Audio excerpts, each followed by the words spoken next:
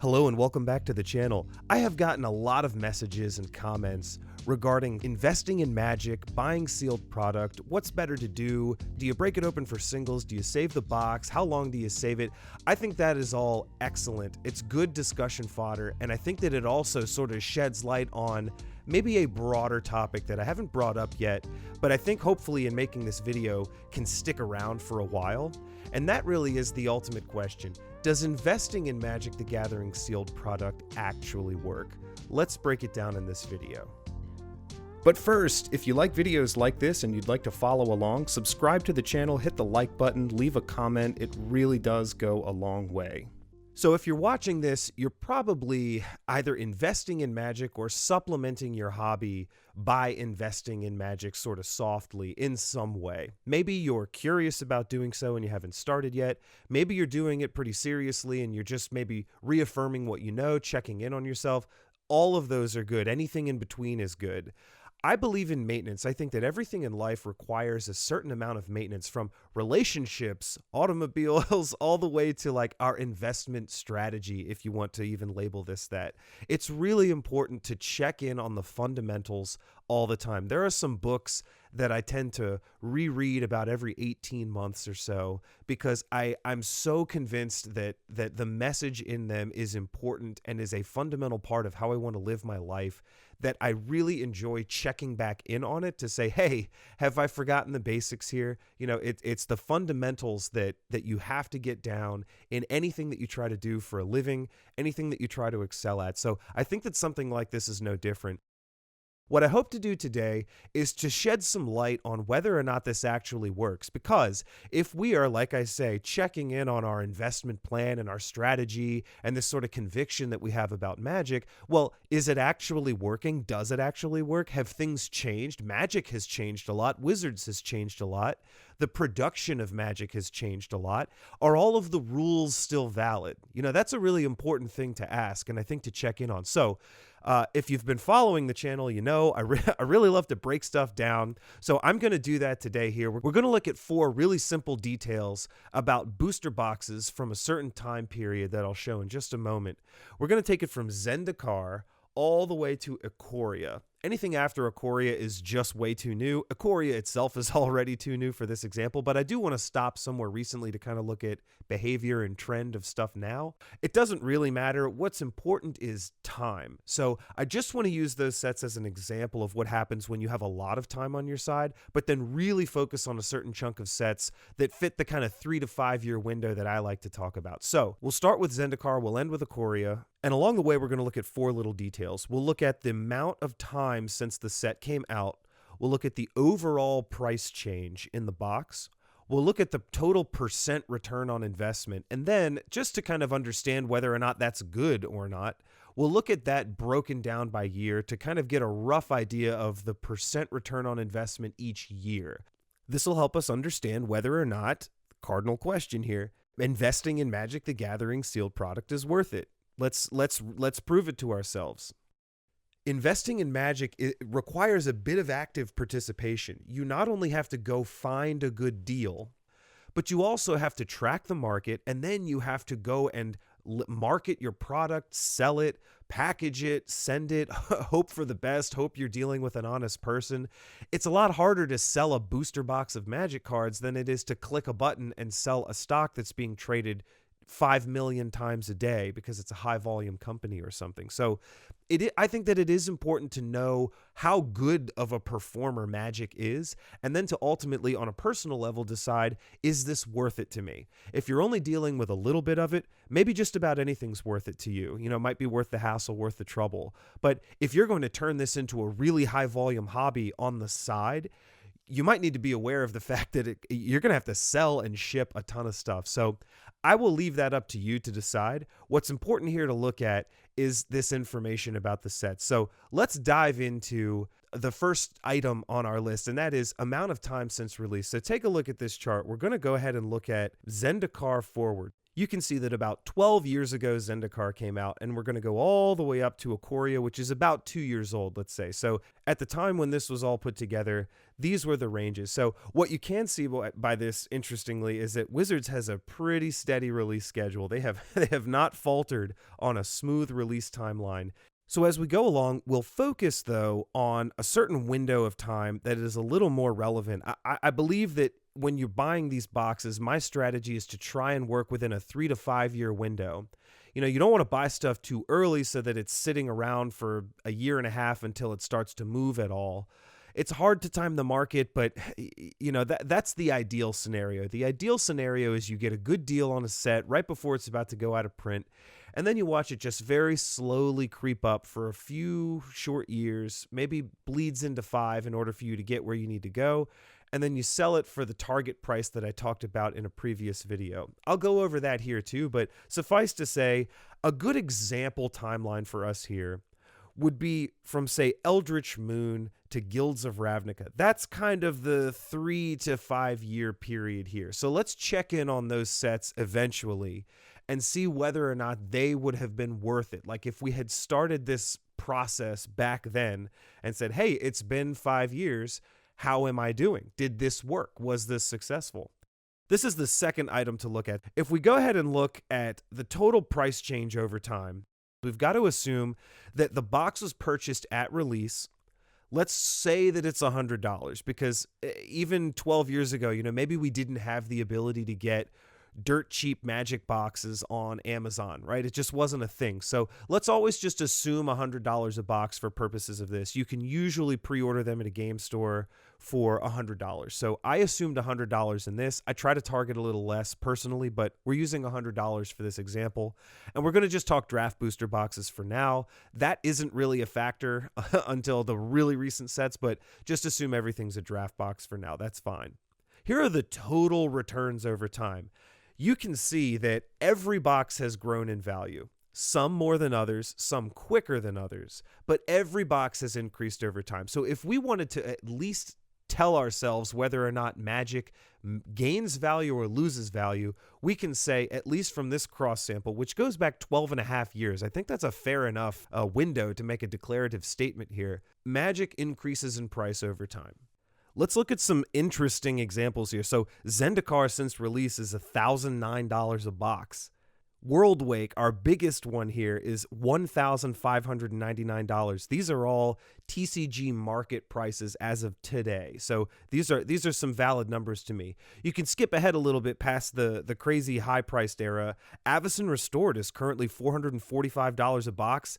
Dragon's Maze is interesting because it's $113 a box. Journey into Nyx, which is a historically bad set, is $175 a box. Kaladesh, more recent, highest price one in the recent era, I would say $377 a box. But then Dominaria, which we all know shot up really fast and stayed there, is $231 a box. So that's really interesting, the overall prices. I will let you pause the video and look at all of those values if you'd like. But what I think is more important than just the raw price is, what was the percent return on investment? So here's a chart that breaks down everything in proportion just based on the return. And these I do want to read through because I think they're important. If you're just listening, you can hear the numbers, but these are the total return on investment. This is sort of less the purchase price. So Zendikar has returned 909% return since 12 and a half years ago. So if we keep rolling through, Worldwake is 1,499%, Rise of the Eldrazi 1266, Scars of Mirrodin 500, Mirrodin Besiege 550, New Phyrexia 950%, Innistrad 693, Dark Ascension 163, Avacyn Restored 345%, Return to Ravnica 38%, Gatecrash 29%, Dragon's Maze 13%, Theros 65%, Born of the Gods 68%, Journey into Nyx 75%, Khans of Tarkir 133%, Fate Reforged 62%, Dragons of Tarkir 92%, Battle for Zendikar 113%, Oath of the Gatewatch 86%, Shadows over Innistrad 53%, Eldritch Moon 143%, Kaladesh 277%, Aether Revolt 89%, Amonkhet 149%, Hour of Devastation 123%, Ixalan 50%, Rivals of Ixalan, 85%. Dominaria, 131%. Guilds of Ravnica, 86. Ravnica Allegiance, 34. War of the Spark, 59%. Throne of Eldraine, 31%. Theros Beyond Death, 9. And Ikoria, 16%.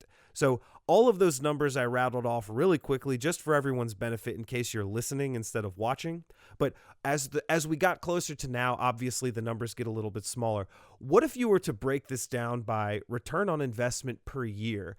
This is important to me because it shows you whether or not that 8% a year that we talk about was achieved in doing this over, say, just buying an index fund somewhere. Index fund may be less exciting, but this more interesting. However, let's not kid ourselves. If we're doing this for a result, let's make sure that we're doing something that can actually achieve that result, right? Here's a breakdown of the return on investment per year. Remember, I'm just keeping it simple and dividing it by years. That is not going to be completely accurate. I get it.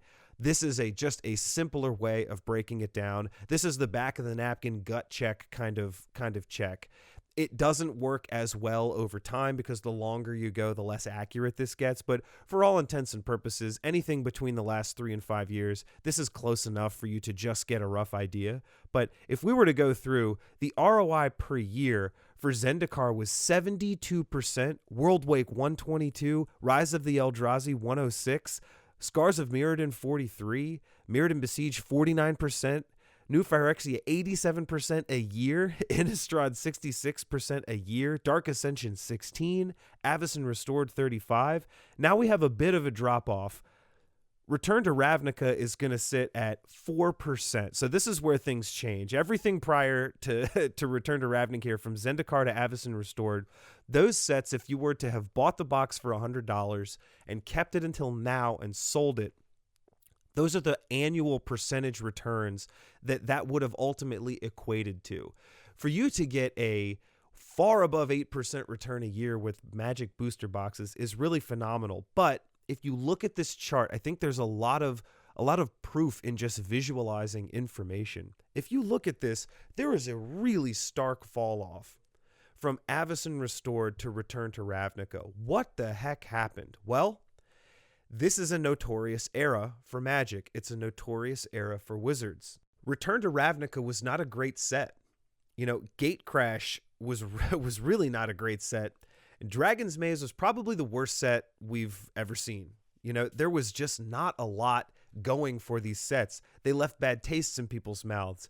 And what did we get right afterwards? Theros. Theros, Born of the Gods, Journey into Nyx. Those were not great either. Right after that, we did get a better experience in Khans of Tarkir, but Fate Reforged and Dragons of Tarkir, they left a little bit more to be desired, but the set overall was fun. After that, though, we go into Battle for Zendikar, Oath of the Gatewatch. Those sets were not looked upon very highly when they were released, but over time, as we began to put more value on these Zendikar expeditions that were in the box, we started to assign more value to those older sealed boxes. So from that era forward, you start to see things change. There is a valley here. There is a definite valley. And then there are some troughs along the way where, say, a set like Amonkhet or Kaladesh or Ixalan, that they just weren't received that well when they were launched. This has been a rocky set of years for Magic, that's for sure. From Return to Ravnica forward, I think the more modern era has saved Wizards in a way, but these sets are going to show you that it's not always a guarantee that this is going to work. There will be exceptions to whether or not this rule holds up, but I wanted to pause here and just emphasize that you can see a noticeable drop off, and that is what happens when your brand sort of gets a shaky level of trust with its consumer base. So if we were to keep going, just for the benefit of those that are listening instead of watching, Return to Ravnica into Gatecrash. Gatecrash was a 3%. Dragon's Maze was only 1%. Theros 8. Okay, that works. Born of the Gods 8. Okay, that works. Journey into Nyx 9% over time. Okay, that works. Khans of Tarkir 18. Fate Reforged 9. Dragons of Tarkir 13. Okay, those work. Battle for Zendikar 17. Much better. Oath of the Gatewatch 14. Shadows over Innistrad 9%. Eldritch Moon, though, 25%. Then we shoot up Kaladesh, 50%. Aether Revolt, 17%. Amonkhet, 29%. Hour of Devastation, 25%. Ixalan, 11%. Not great. Rivals of Ixalan, 20%. Much better. Dominaria, 33%. Guilds of Ravnica, 8%. Ravnica Allegiance, 10%. And then War of the Spark at 19%. Throne of Eldraine at 12, and then less relevant, Theros Beyond Death so far at 4, Ikoria so far at 8. So that was rapid fire, but all of this is just to sort of emphasize that there is just a couple of sets that don't fit the bill. But I think it's important to actually break it down and look at it in order to answer that question. So let's take this a step further. Those were our annual returns. If you look again at the current price of these boxes, what I'm trying to get to is a target price based on a little breakdown that I do of each box. I put this tool up online. I'll have a link to it below. You can download or save this little spreadsheet. It's sort of a plug and play ability to put in what you paid for a box, how many you bought, what you'd like to get out of it in terms of dollars or boxes, and then it'll show you how much you really need to sell that for, and it accounts for the eBay fees and the shipping and everything. With the 6-box method, I usually buy 6 boxes of a set when it comes out, or six of anything that I buy. So 6 is kind of a magic number for me, and you'll see why here. I don't have to get such a high, crazy price for those in order to sell them and achieve the 2-box result that I want. I want to ultimately always sell 4, keep 2.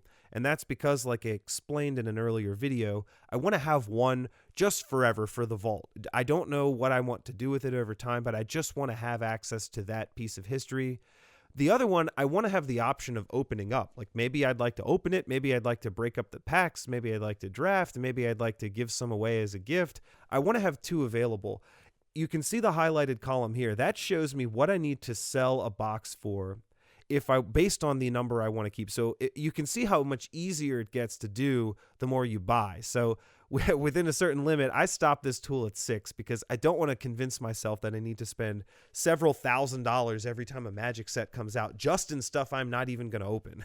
That sucks the fun out of it because I don't really have a lot left, at least in terms of what I've allowed myself to spend to open any product for myself. So if I bought 3 boxes and sold 1 in order to pay for 2, I'd have to have a $324 sale price, which is 173% return on investment. That's pretty quick in overall. If I bought 4 boxes, though, it gets a little easier at a $220 sale price. That's a 72% ROI. Still fantastic, but how reasonable are these numbers after a while? 5 boxes is $186 sale price in order to keep 2, 43% ROI. Okay, that's still pretty stellar, but 6 boxes at $169 sale price for 4 of them, that's a 29% ROI over some 3 to 5 year range. That's okay to me. It might look a little rocky here. I still think these are okay numbers for what we're trying to do because this has fully supplemented Magic. Now, that's not the full story, though, right? The box itself has returned this much, but I kept 2 boxes, right? I bought something for 90. It got to 169. After 5 years, that represents a box having grown 6% in value each year for 5 years. I didn't just get a 6% return on my investment because after I sold these, having climbed that high, I kept 2. So the value of my remaining boxes here is just shy of what I paid for each box. So if I paid $90 a box and they're worth $169, I've almost doubled my money in terms of what I kept.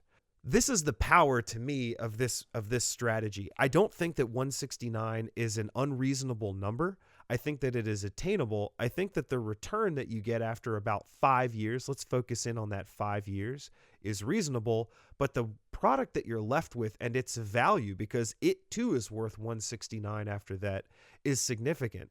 So let's keep going here.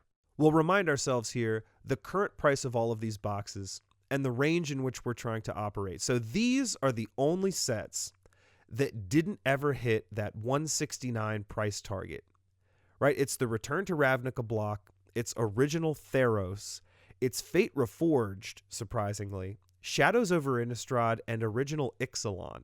Those are the only boxes out of the 35 examples here. These 7 wouldn't have made the cut. To me, that's a pretty good average. If I were to have spread my risk out and done this for every set, these 7 sets wouldn't have worked out, but I would have had a decision to make, right? Do I sell them for less than I thought and end up having put a little bit of money into this? Do I open them? What do I do? The downside risk, remember, is that I'm just stuck with boxes of cards to play with. It's not really the end of the world. We always talk about that, right? Finally, we're going to zero in on the sets within this 3 to 5 year window. We'll go from Eldritch Moon up to Guilds of Ravnica. Let's just look at each individually really quickly, right? So when did each of the sets in this window hit their sell price, right? When did they get to that $169 sell price that I try to target? Eldritch Moon hit it on March 2020. That was 3 years, 8 months. Kaladesh actually hit this on April 2020. That was 3 years, 7 months since launch. Aether Revolt was also 3 years, 7 months since launch, but hit it on August 2020. Amonkhet hit it in December 2020. That was 3 years, 8 months since launch. Hour of Devastation hit it in January 2021. That was 3 years and 6 months since launch. Ixalan never hit it. Rivals of Ixalan hit it in April 2021. That was 3 years, 3 months. Dominaria is the gold standard here. March 2021, it hit the price. So that was 2 years, 11 months since launch. Guilds of Ravnica has not hit it yet, but this is still really early. It's really recent. I don't think it's fair to hold it to that standard quite yet. So all of these products here, except for Ixalan, hit that target price. Some of them just outside of 5 years. Everything else is at least within that 3 to 5 year window. So that's kind of interesting, even in the more modern era where things are printed a little bit more heavily. We've got Amazon involved now. There's a lot of variants, a lot of parallels, etc. Collector booster boxes are a thing. Set booster boxes are a thing. Even in that era, it looks to me like this is still working. I don't know that if you had asked me, I would have said yes. Definitively, I can tell you that this works. I feel like it's important to check in on this type of stuff every now and then. So by my account here, the total price that all of these boxes have hit in the last 12 and a half years looks good to me. The percent return overall looks good to me with a few exceptions. The percent return on investment per year, in addition to the cost of the boxes that I'm actually left with, looks good to me. And it looks like, even if I look in the modern era right now, the kind of 3 to 5 year window, everything in that window, with the exception of one set, has hit it. Now you have to kind of take these prices with a grain of salt, because these are tracking the TCG mid price, whereas I usually try to look at TCG market. I think you can it depends which price metric you like to follow, which you have more faith in. I enjoy sifting through and trying to visualize these types of things. So on our behalf together here, this is the homework. We've done the homework. We can say to folks responsibly, yes, I've looked into this. I've vetted it. It does work. Not only that, I enjoy it. If this were a total gamble, a total risk, a total coin flip, a losing proposition, I really wouldn't have been as interested in it over time. I at least wouldn't be talking about it the way I do. I would be saying this is just an expense. It's not an asset. It's a liability. And I'm okay with that. As long as I'm honest about how I'm spending my money and why, we're good. But if I'm going to tell folks, or tell myself, or tell my partners in life that I am spending money in an investment style strategy on something like a trading card game, then I better be correct, right? Like, I better be able to say, this is working.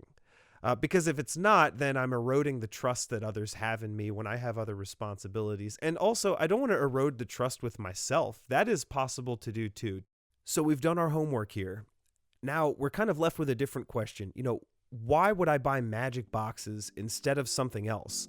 Right? Like, remind ourselves, what is the downside risk to all of this? We're saying it works. We're saying that we like this. We're saying that maybe we enjoy this as a hobby. This is a really fun way for me to supplement a small portion of my savings activity in Magic. I've done my homework. I'm being responsible about this. Was this helpful? Did you already know all of this? Does this make you a little more confident in your decision making now? Is this some information that maybe you hadn't been able to piece together on your own? I'd love to know what you think. I'd love to know some of your own investing strategies, your saving strategies. Do you even view this that way? That's completely fine too. Is this something that to you, look, it's just an expense, it's the hobby I enjoy, I just spend the money on it. What's wrong with that? There is nothing wrong with that. That's what it is. We all collectively over time turned it into something like this. You know, this was not the original intention. Things are always supposed to be collectible, but in terms of, buying and selling and offsetting, that's not always baked into a game. The game is the game. So, regardless of what you do, as long as you're enjoying this, having fun, and being honest with yourself, I think you are in great shape. I've got a lot on my mind I'd love to share with everyone. I really enjoy reading your comments. If you enjoyed this, consider subscribing, leave a like, mention something below. I try to respond to everyone. I really, really have enjoyed doing so. I hope this gives you something to think about. And until we meet again, take care.